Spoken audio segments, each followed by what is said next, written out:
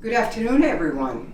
We meet again at our brief encounter with English Cafe here at the City of North Miami Beach Library.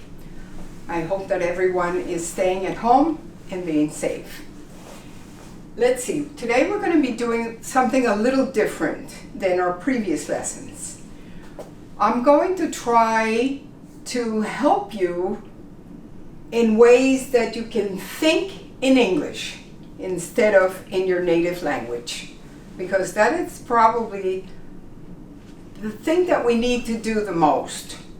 Think in English in order for the words to flow out and you don't hesitate when you speak, so that you can converse easily and feel confident that you're saying the right thing, pronouncing it the right way. These are exercises that you have to do all the time to get better and better each day. So let's try by thinking in English. Look around you in the place where you're at, whether it's your house or your place of work or a church or a store. There are many, many things, and all of these things all have names, correct? And the important job that you have now is to learn the meaning, the pronunciation, and each and every word there is in this other language that you have chosen to learn. So if you become aware of all these things, then you start repeating them and you start thinking, and the word sets into your brain and you remember it next time. Things like everything that is around you. Like I said, everything has a name. In your house, I'm sure there's a refrigerator, there's a computer perhaps, there's a dresser in your bedroom. This is also called an icebox, by the way. It used to be called an icebox before. Some people may still call it that if you hear it, but it's for sure a refrigerator, okay? So there's everything in your house has a name.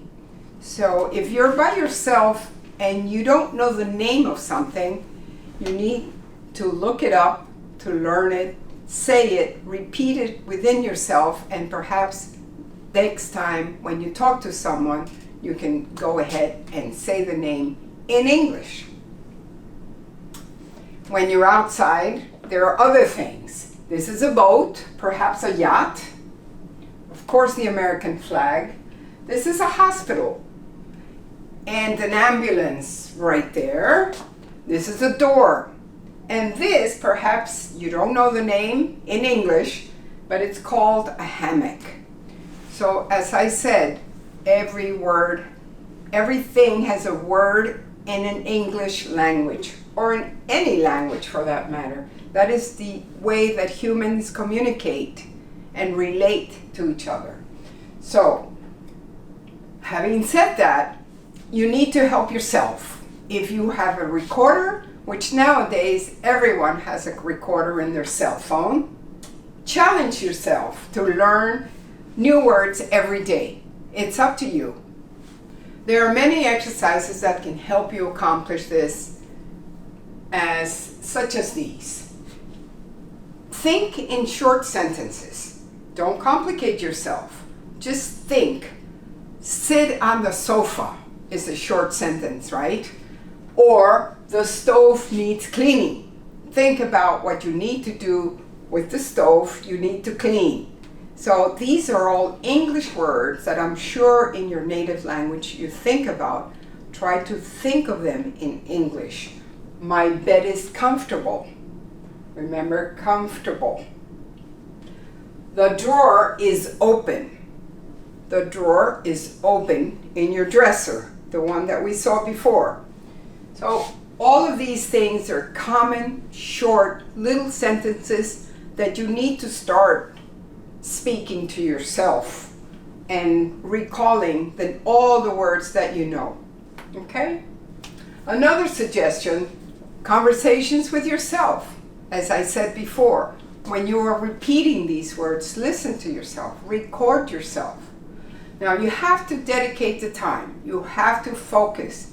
You are here for a reason, and the main reason is because you need to learn a new language. Most likely you need to learn it more than you want to learn it, probably, right? I'm probably right about that. But once you get going, it is wonderful to be able to communicate and to speak to other people in the world with a different language. I wish I knew many, many languages, because that's the best way to live in the world, to be able to communicate. Anyway, change your phone language. I know many people that, most everyone has a cell phone, and they still have their phone with the native language. Change it to English. You see the apps, you see the Google. And then the other thing is an English dictionary. Try not to, or buy both, but the English only dictionary will probably help you. If you look up a word that you see here, let's say you don't know the meaning of language. When you see the word, it's already registering in your memory. And when you see the definition, you're reading English, and all of those things that your brain goes through will help you memorize and remember for the next time you need to use the word, so that it flows out. But you need to memorize. Your mind will memorize. The more you repeat, it will memorize faster. How about the Facebook page? I am sure that yours is in a different language, whatever that is. If you're going through the process of learning English, you need to change all of that, okay?